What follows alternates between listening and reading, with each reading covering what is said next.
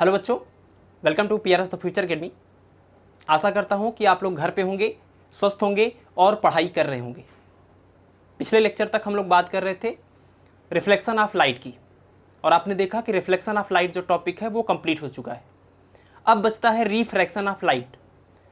तो refraction of light को पढ़ने से पहले मैंने सोचा कि रिफ्लेक्शन ऑफ लाइट में जो आपको फार्मूले बताए गए, जैसे लीनियर मैग्नीफिकेशन का फार्मूला मैंने आपको बताया, मिरर फार्मूला बताया, इसके साथ ही साथ फार्मूले में किस चीज़ के साइन को प्लस लेना है, किसको माइनस लेना है, दैट इज साइन कन्वेंशन बताया। तो इन सारी चीज़ों का कैसे किसी भी न्यूमेरिकल में यूज करना है, मैंने सोचा कि इस चीज़ को और अच्छे से समझने के लिए कुछ न्यूमेरिकल्स यहाँ पर प्रैक्टिस कराए जाए। तो आज की क्लास में मैं आपको कुछ न्यूमेरिकल्स कराने वाला हूँ, और these numericals are apart from your exercise. यानी एनसीईआरटी के जो न्यूमेरिकल्स एक्सरसाइज में दिए हैं ये वो न्यूमेरिकल्स नहीं है। बुक में एक्सरसाइज से पहले भी कुछ न्यूमेरिकल्स बीच बीच में दिए हुए हैं, तो मैं उन्हीं न्यूमेरिकल्स को यहाँ पर आपको बताने वाला हूँ। तो चलिए स्टार्ट करते हैं।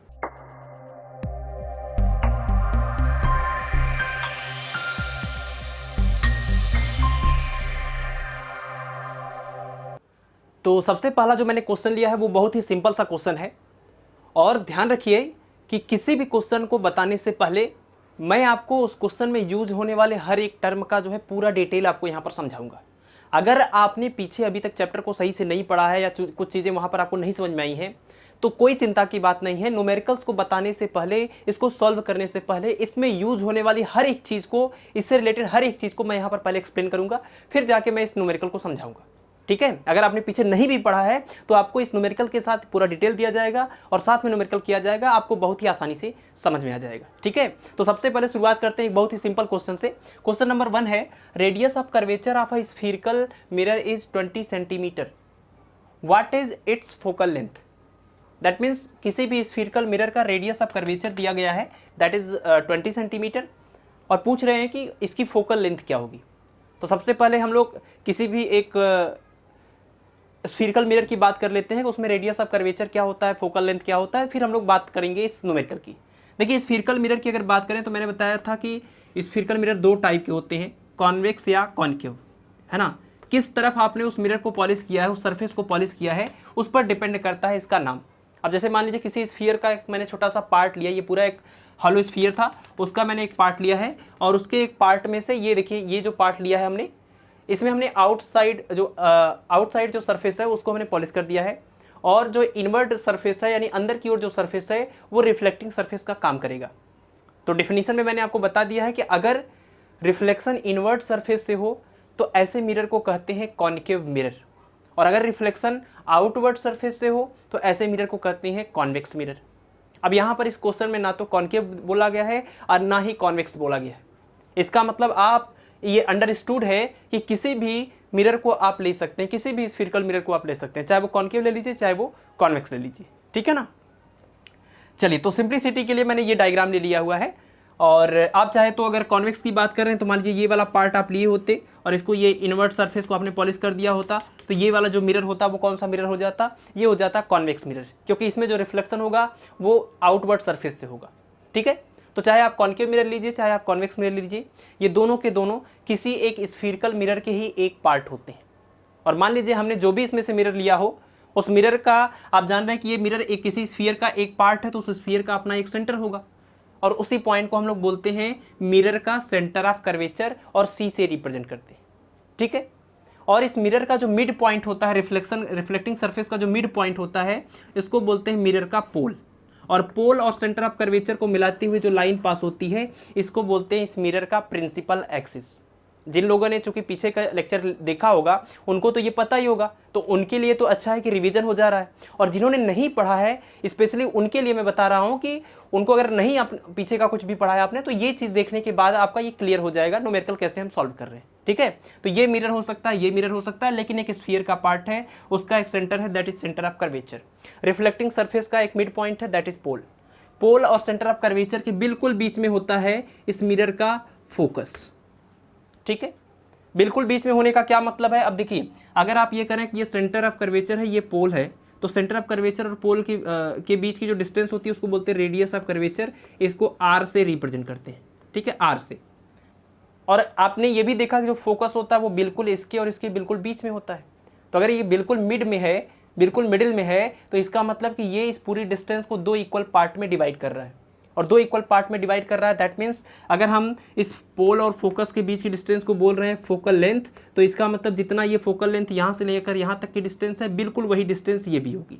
क्यों? क्योंकि ये जो फोकस पॉइंट है वो इस पूरी डिस्टेंस के बिल्कुल बीच में है, तो बिल्कुल बीच में है तो मतलब इक्वल इक्वल ये हो जाएगा। ठीक है, तो अगर ये एफ है तो ये भी एफ हो जाएगा, और इसीलिए फार्मूला क्या हो जाता है, रेडियस ऑफ कर्वेचर को आप क्या लिख सकते हैं, radius of curvature is equal to focal length plus focal length.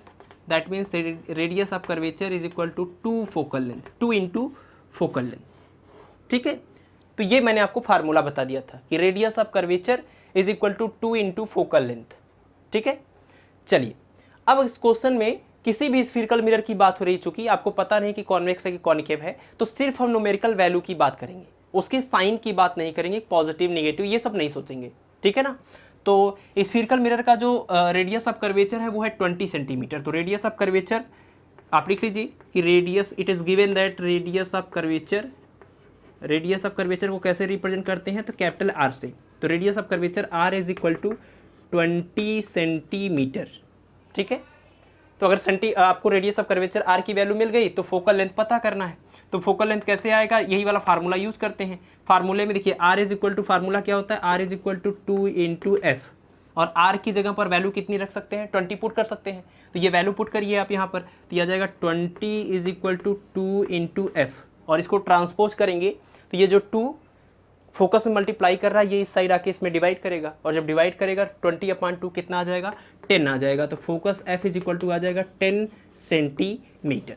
ठीक है, तो अगर किसी स्फीरिकल मिरर की जो फोकल लेंथ है, रेडियस ऑफ कर्वेचर है, अगर वो 20 सेंटीमीटर है तो उसका फोकल लेंथ कितना होगा, 10 सेंटीमीटर।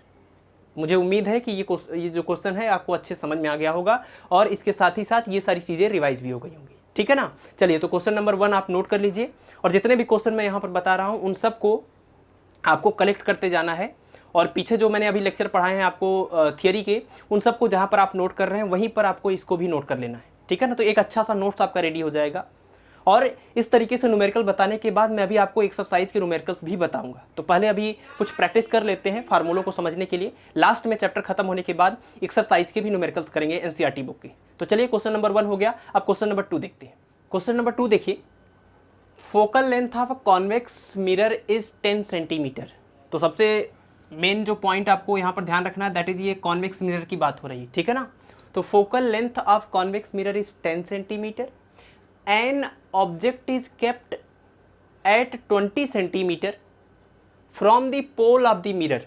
है ना, कोई कॉन्वेक्स मिरर है और उस कॉन्वेक्स मिरर की फोकल लेंथ है 10 सेंटीमीटर, और जो उसके सामने ऑब्जेक्ट रखा गया है वो 20 सेंटीमीटर की डिस्टेंस पर रखा गया।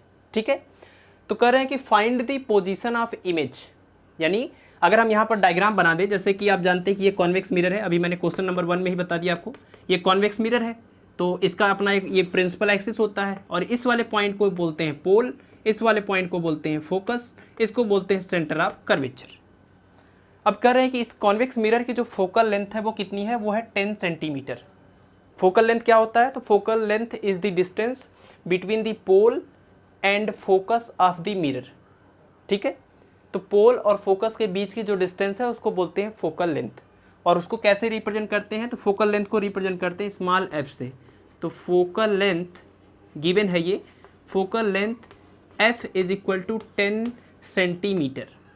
ठीक है, अब यहाँ से आपको ध्यान रखना है, देखिए अभी पिछले क्वेश्चन में, चूंकि क्वेश्चन में ये क्लियर नहीं था कि कॉन्वेक्स मिरर की बात हो रही है कि कॉन्केव की, लेकिन इस क्वेश्चन में एकदम क्लियर दिया हुआ है कि कॉन्वेक्स मिरर की बात हो रही है।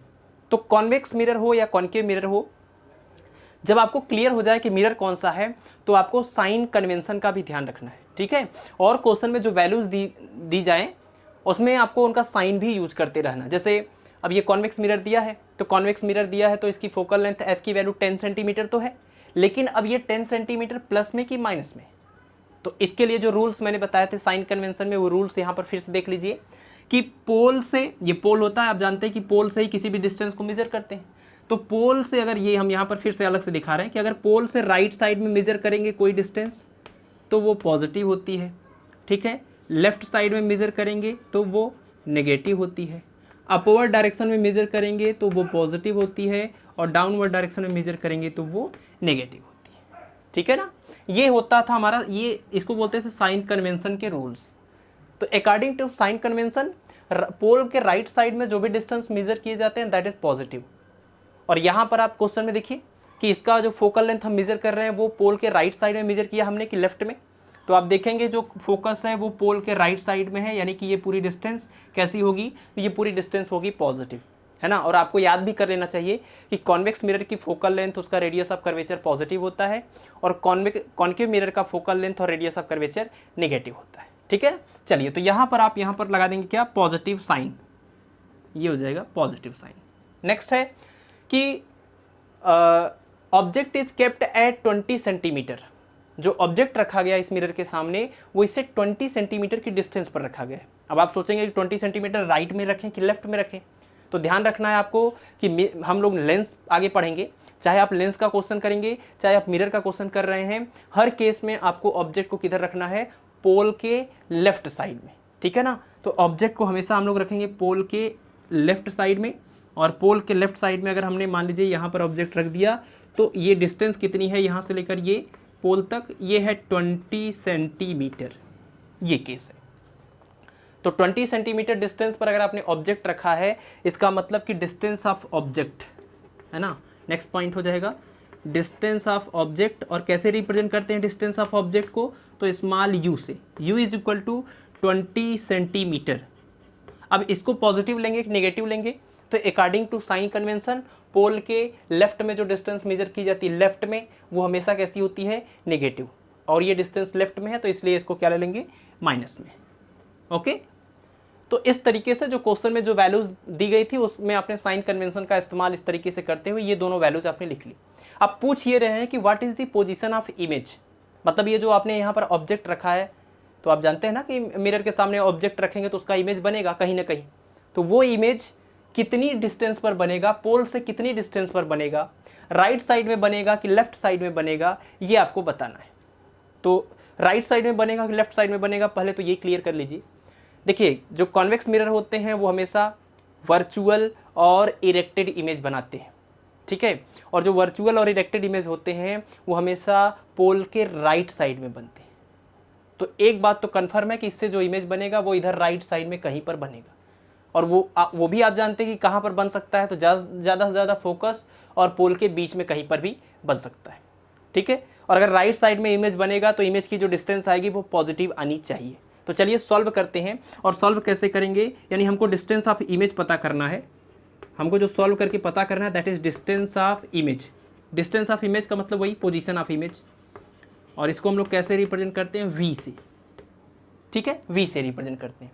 अब u और f आपको पता है, v आपको पता करना है। तो अगर आपको कोई फार्मूला याद आ रहा होगा तो वो कौन सा फार्मूला होगा, that formula is the mirror formula. और मिरर फार्मूला क्या था, 1/f is equal to 1/v plus 1/u, ठीक है। यही होता है मिरर फार्मूला। इसमें u, v और f तीन क्वांटिटीज़ हैं। कोई भी दो अगर इसमें से जो है नोन हो तो एक जो अननोन होगा उसको आप कैलकुलेट कर सकते हैं। तो क्या, चलिए वैल्यू रखते हैं। 1/f की वैल्यू कितनी है, तो f की वैल्यू है ये प्लस में 10 इज इक्वल टू 1/v, और ये प्लस 1/u की वैल्यू है -20। माइनस इंटू प्लस, यहाँ पर क्या हो जाएगा, ये माइनस इंटू प्लस हो जाएगा माइनस, ठीक है। तो यहाँ पर मैं लिख देता हूँ माइनस। -1/20 को जब ट्रांसपोज करेंगे तो इस साइड आके प्लस हो जाएगा, यानी कि यहाँ पर अब मैं इस साइड लिख दे रहा हूँ कि 1/v इक्वल टू क्या मिलेगा, 1/10 और प्लस 1/20, ठीक है। एलसीएम ले लीजिए, तो एलसीएम कितना हो जाएगा, 20 डिवाइड कर दीजिए तो 2, और यहाँ से कितना आ जाएगा 1, तो 1/v, और ये हो जाएगा 3/20, 1/v। सॉल्व कर दीजिए इसको, अगर रिवर्स कर दीजिए तो v इक्वल टू हो जाएगा 20/3, और 3 से डिवाइड कर देंगे तो कितना आ जाएगा 6, और 3 7 जा 21, यानी 6.66 समथिंग आता रहेगा। तो इसको आप क्या लिख सकते हैं, अप्रॉक्सीमेटली 6.7 सेंटीमीटर, ठीक है। तो डिस्टेंस ऑफ इमेज कितना हो गया, 6.7 सेंटीमीटर, और वो कैसी वैल्यू आई है, पॉजिटिव। तो पॉजिटिव आने का मतलब कि ये इमेज किधर बना होगा, ये इमेज इस पोल के राइट साइड में बना होगा, ठीक है ना। तो 6.7 सेंटीमीटर जो है डिस्टेंस पर ये इमेज बन जाएगा। तो डिस्टेंस ऑफ इमेज कहिए या पोजीशन ऑफ इमेज कहिए, वो आ जाएगा 6.7 सेंटीमीटर, ठीक है। तो ये क्वेश्चन नंबर 2 हुआ, जिसमें आपने साइन कन्वेंशन को भी समझ लिया और मिरर से रिलेटेड आपने ये कैसे मिरर फार्मूला यूज करके कोई न्यूमेरिकल सॉल्व करते हैं ये भी आपने सीख लिया, ठीक है। अब क्वेश्चन नंबर 3 लेंगे जो इससे अलग होगा। अब देखिए क्वेश्चन नंबर 3 किस तरीके से अलग है क्वेश्चन नंबर 2 से।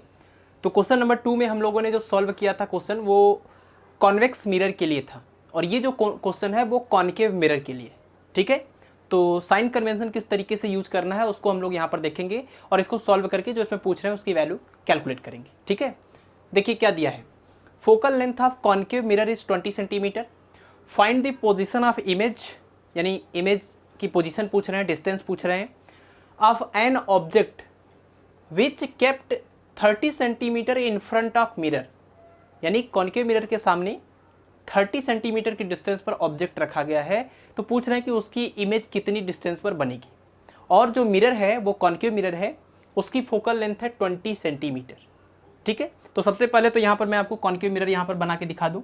कॉन्केव मिरर कुछ इस तरीके से है, इसमें आप जानते हैं कि आउटवर्ड सरफेस को पॉलिश कर दिया जाता है, इनवर्ड सरफेस से रिफ्लेक्शन की फिनोमेना होती है, ऐसे मिरर को बोलते हैं कॉन्केव मिरर। और ये जो लाइन है इसको बोलते हैं प्रिंसिपल एक्सिस, यहाँ पर एक पॉइंट होता है पोल ऑफ मिरर बोलते हैं, यहाँ पर फोकस होगा और यहाँ पर होगा सेंटर ऑफ कर्वेचर, ठीक है।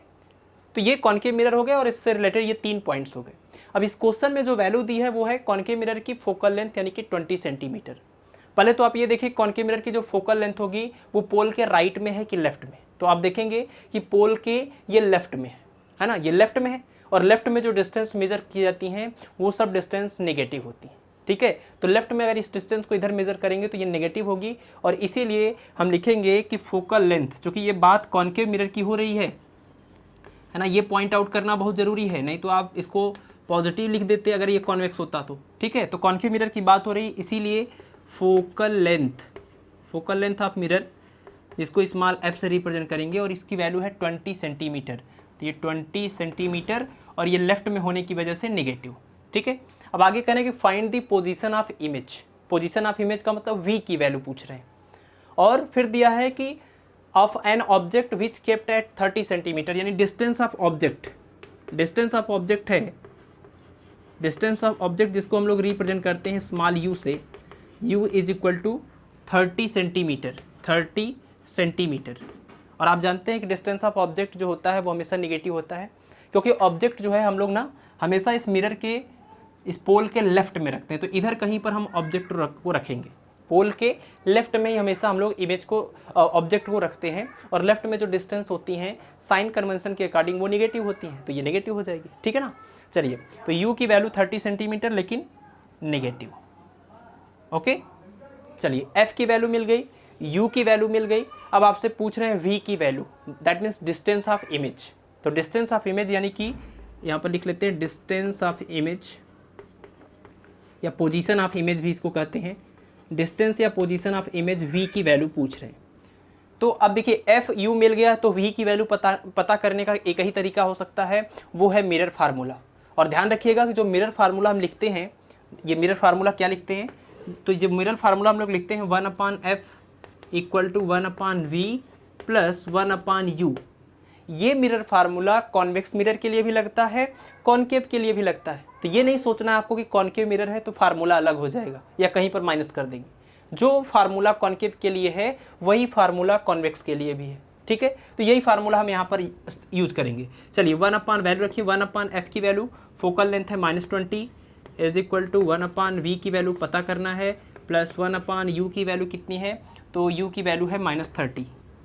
फिर से प्लस इंटू माइनस क्या हो जाएगा, प्लस इंटू माइनस माइनस हो जाएगा, और इसको ट्रांसपोज करेंगे तो प्लस हो जाएगा। तो ये तो -1/20 इस साइड था, और ये इधर आके हो जाएगा plus 1/30 is equal to 1/v, ठीक है। अब इसका एलसीएम ले लेंगे, 30 और 20 का एलसीएम कितना हो जाएगा, ये आ जाएगा 60। डिवाइड कर दीजिए, तो डिवाइड करेंगे तो 3, और यानी कि -3 प्लस 30 से डिवाइड करेंगे तो 2, और ये 2 1 जा 2 is equal to 1/v। -3 plus 2, जब आप जानते हैं कि एक प्लस होता है एक माइनस होता है तो हमेशा इसको सब्ट्रैक्ट करते हैं, है ना। ये बड़े वाले नंबर में से छोटे वाले नंबर को सब्ट्रैक्ट कर दीजिए, तो 3 - 2 कर देंगे तो 1 आ जाएगा। लेकिन साइन हमेशा बड़े वाले नंबर का लगता है, तो बड़े वाले नंबर यानी 3 का साइन है माइनस, तो कितना हो जाएगा यहाँ से, ये आ जाएगा -1/60 इज इक्वल टू 1/v, ठीक है। और यहाँ से सॉल्व कर देंगे तो v की वैल्यू कितनी आ जाएगी, -60 सेंटीमीटर। तो डिस्टेंस ऑफ इमेज कितना हो गया, -60 सेंटीमीटर। अगर कोई आपसे सीधे इसका आंसर पूछता है कितना आंसर आया, तो आप बोल सकते हैं कि 60 सेंटीमीटर। तो फिर आप सोच रहे होंगे कि माइनस का क्या मीनिंग है। तो माइनस तो ये तो साइन कन्वेंशन की वजह से आया है ना। जैसे कि न्यूमेरिकल में जितनी वैल्यूज़ दी थी, देखिए सब तो ऐसे प्लस में दिया था, हमने उसमें जब साइन कन्वेंशन यूज किया है तब जाके हम इस फार्मूले को अप्लाई कर पाए। तो जब इससे आप कोई सॉल्व करके कोई वैल्यू निकालेंगे तो उस वैल्यू में भी वो साइन कन्वेंशन का वो इफेक्ट आपको दिखाई देगा, ठीक है। तो माइनस का बस इतना ही मीनिंग, क्योंकि डिस्टेंस जो होता है वो निगेटिव नहीं होता है, ठीक है ना। माइनस बस ये बता रहा है कि ये जो डिस्टेंस है ये पोल के लेफ्ट में मेजर किया गया है, और पोल के लेफ्ट में अगर डिस्टेंस ऑफ इमेज आ रहा है, इसका मतलब कि जो इमेज है वो इसके लेफ्ट में बना होगा। और आपने पढ़ा है image formation by concave mirror, तो जितनी बार यानी कुल 5 बार जो लेफ्ट में इमेज बने थे वो थे रियल और इन्वर्टेड।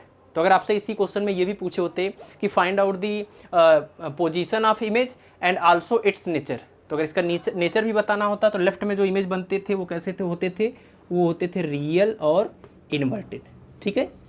तो इमेज बनेगा रियल और इन्वर्टेड, और पोल के लेफ्ट में कितनी डिस्टेंस पर, 60 सेंटीमीटर की डिस्टेंस पर। अब चलिए ये क्वेश्चन नंबर 3 हो गया। अब बात करते हैं क्वेश्चन नंबर 4 की। क्वेश्चन नंबर 4 में दिया है कि एक concave mirror produces 3 times magnified real image of object placed at 10 centimetre in front of it, where is the image located. That means एक कॉन्केव मिरर की बात हो रही है, और उसके सामने जो ऑब्जेक्ट रखते हैं वो कॉन्केव मिरर उस ऑब्जेक्ट का 3 गुना बड़ा इमेज बनाता है, और जो इमेज बनाता है वो रियल भी है। तो कह रहे हैं कि वो बताइए कि वो ऑब्जेक्ट कहाँ रखा गया है। सबसे पहले तो हम लोग डायग्राम बनाएंगे जिससे ये पूरा क्वेश्चन हम लोग विजुअलाइज कर पाएँ। देखिए न्यूमेरिकल लगाने का एक ही तरीका है कि आपको फार्मूले में यूज़ होने वाले हर एक टर्म पता होने चाहिए। इसके साथ ही साथ फार्मूला किस कंडीशन की बात कर रहा है उस कंडीशन को आपको समझना पड़ेगा, है ना। अगर इतनी चीज़ें आपको समझ में आ रही तो बचता है केवल और केवल कैलकुलेशन, और वो आप कर लेंगे। तो देखिए सबसे पहले तो कॉन्केव मिरर बनाते हैं, ये क्वेश्चन में दे दिया है तो एक कॉन्केव मिरर की बात कर लेते हैं। तो ये कॉन्केव मिरर हो गया, प्रिंसिपल एक्सिस हो गया, ये पोल, इसके बाद फोकस, और उसके बाद ये सेंटर ऑफ कर्वेचर, ठीक है। अब इस क्वेश्चन में ये कह रहे हैं कि जो इसका इमेज बना है ऑब्जेक्ट का वो 3 गुना बड़ा बना है, 3 टाइम्स मैग्नीफाइड इमेज, और वो इमेज रियल भी है। तो देखिए कॉन्केव मिरर के केस में जब रियल इमेज बनता है, 5 केस में ये रियल इमेज बनाता है, लास्ट वाले 6ठे वाले केस में ये वर्चुअल इमेज बनाता है। तो जब भी ये 5 कंडीशन में रियल इमेज बनाता था तो वो इमेज रियल होते थे और साथ ही साथ इन्वर्टेड भी होते हैं। ध्यान रखना है आपको, जैसे जय का नाम लेंगे तो बीरू का नाम लेना पड़ेगा, पानी का नाम लेंगे तो पूरी का नाम लेना पड़ेगा, वैसे ही रियल अगर इमेज बोलेंगे तो इन्वर्टेड भी बोलना पड़ेगा। ये एकदम कन्फर्म है कि रियल इमेज हमेशा कैसे होते हैं, इन्वर्टेड होते हैं। रियल इमेज जो होते हैं वो इन्वर्टेड होते हैं, ठीक है। तो अगर 3 गुना बड़ा रियल इमेज बना है तो वो इन्वर्टेड भी होगा, दैट मीन्स उल्टा होगा। तो अगर वो उल्टा होगा तो मान लेते हैं कहीं पर भी कोई लोकेशन हो सकता है, तो कुछ इस तरीके से इमेज बना होगा, है ना, इन्वर्टेड है ये। और रियल इमेज हमेशा उसके लेफ्ट में बनते हैं, तो लेफ्ट में हमने बना दिया, इन्वर्टेड का मतलब ये डाउनवर्ड डायरेक्शन में, ठीक है। तो वही पूछ रहे हैं कि बताइए अगर ऐसा हो रहा है तो ऑब्जेक्ट को कहाँ रखा गया था। अब ये मैं एक गेस कर रहा हूँ, ये मुझे नहीं पता कि ये ऑब्जेक्ट यहाँ पर होगा कि यहाँ पर होगा या यहाँ पर होगा, ठीक है। तो इसलिए मैं इस पॉइंट्स को चलिए हटा देता हूँ, पॉइंट को आप यहाँ पर रहने दीजिए। तो मान लेते हैं कि ऑब्जेक्ट को यहाँ पर रखा गया होगा, तो उसका इस तरीके से 3 गुना जो है बड़ा इमेज बना होगा। तो आपको बताना है डिस्टेंस ऑफ ऑब्जेक्ट, ठीक है। तो डिस्टेंस ऑफ ऑब्जेक्ट पहले तो जो दिया है वो आप लिख लीजिए, और जो पूछ रहा है उसको भी आप लिख लीजिए। दिया हुआ है कि 3 गुना बड़ा इमेज बनता है। ये अगर ऑब्जेक्ट है तो हाइट ऑफ ऑब्जेक्ट को h से रिप्रेजेंट करते हैं और हाइट ऑफ इमेज को h डैश से रिप्रेजेंट करते हैं, ठीक है। तो according to question height of image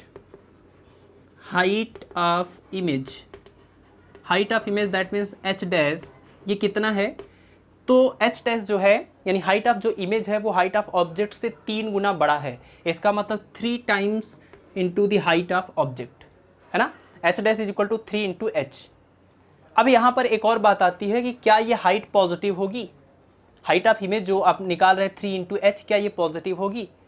तो देखिए ये इमेज जो है डाउनवर्ड डायरेक्शन में बना हुआ है, और डाउनवर्ड डायरेक्शन में जो भी हम डिस्टेंस मेजर करते हैं अकॉर्डिंग टू साइन कन्वेंशन वो नेगेटिव होता है, तो ये नेगेटिव आएगा। तो यहाँ पर आप माइनस लगा लेंगे, ठीक है, इतना आपको ध्यान रखना है।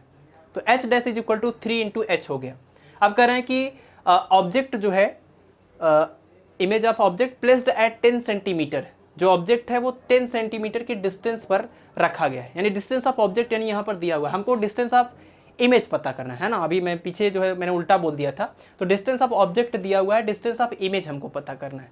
तो डिस्टेंस ऑफ ऑब्जेक्ट लिख लीजिए, distance of object, distance of object, और डिस्टेंस ऑफ ऑब्जेक्ट को कैसे रिप्रेजेंट करते हैं, यू से।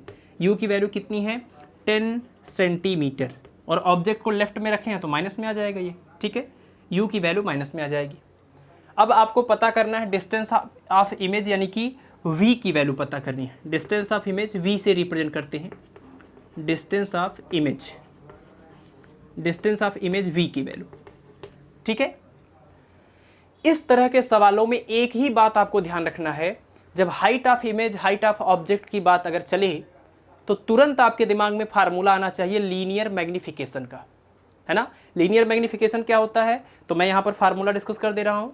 लीनियर मैग्निफिकेशन को m से रिप्रेजेंट करते हैं, m इज इक्वल टू होता है height of image divided by height of object, ठीक है। हाइट ऑफ इमेज और हाइट ऑफ ऑब्जेक्ट के रेशियो को ही लीनियर मैग्निफिकेशन कहते हैं, और ये linear magnification is equal to होता है minus V upon U, minus V upon U. v is the distance of image and u is the distance of object, okay. तो इस फार्मूले का हम यूज़ करेंगे, और यही चीज़ हमको एक साथ रखना है कि मैग्निफिकेशन के दोनों फार्मूले को एक साथ इकट्ठा इक्वल दिखा देना है।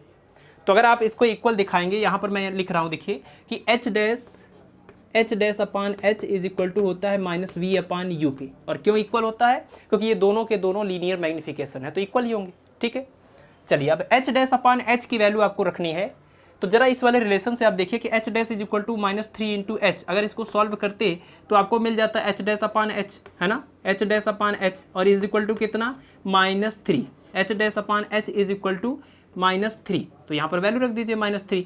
तो अगर इसकी वैल्यू आप -3 रखेंगे तो यह आ जाएगा -3 is equal to minus V upon U, minus से माइनस को कैंसिल कर दीजिए, तो कितना आ जाएगा, यह आ जाएगा v is equal to 3 into U, v is equal to आ जाएगा 3 इंटू यू।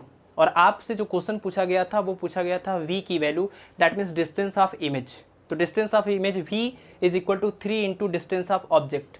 तो आप इसी जो टर्म यहाँ पर आ गया है v is equal to 3 into U, इसी में आप वैल्यू रख दीजिए u की, और u की वैल्यू तो क्वेश्चन में दिया ही था, कितना था ये था 10 सेंटीमीटर, तो u की वैल्यू 10 सेंटीमीटर इसमें रख दीजिए। तो distance of image v is equal to आ जाएगा 3 इंटू, ये माइनस में 10 है, तो 3 इंटू -10 इज इक्वल टू आ जाएगा -30 सेंटीमीटर, ठीक है।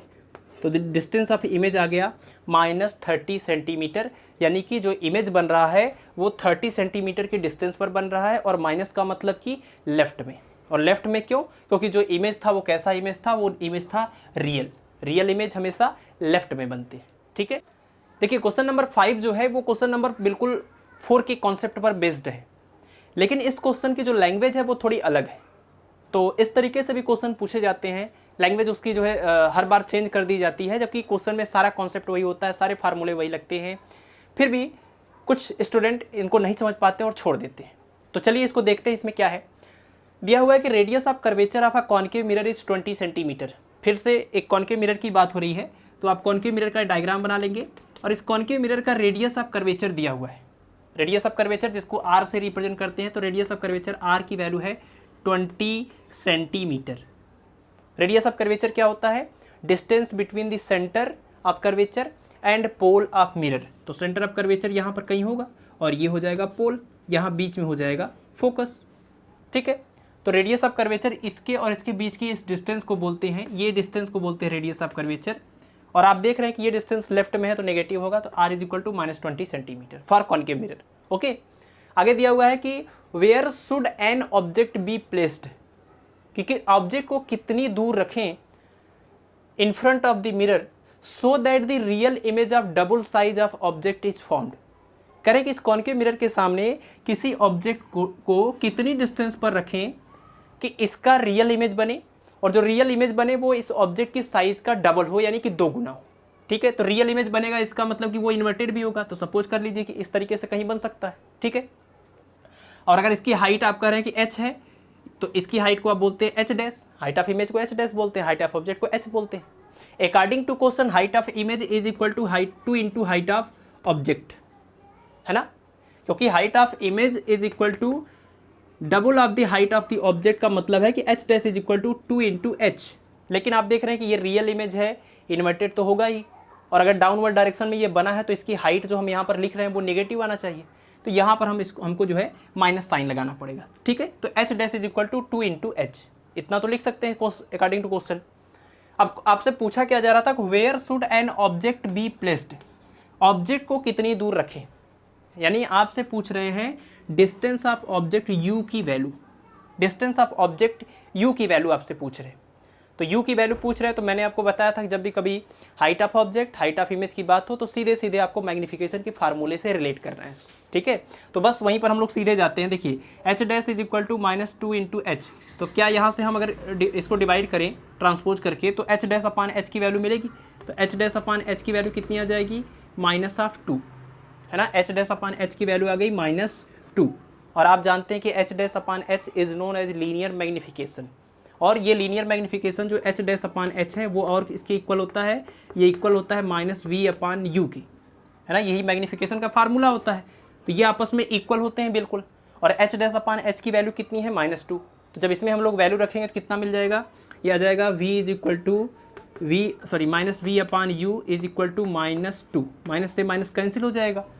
और आपको पता करना है डिस्टेंस ऑफ ऑब्जेक्ट यानी u की वैल्यू, तो u की वैल्यू कितनी आएगी यहाँ से, देखिए अगर मान लीजिए v और u में रिलेशन आप लिखना चाहते हैं तो यहाँ से ये रिलेशन यही आएगा, v is equal to 2 into U, और v equal to 2 into U में आपको u की वैल्यू पता करनी है।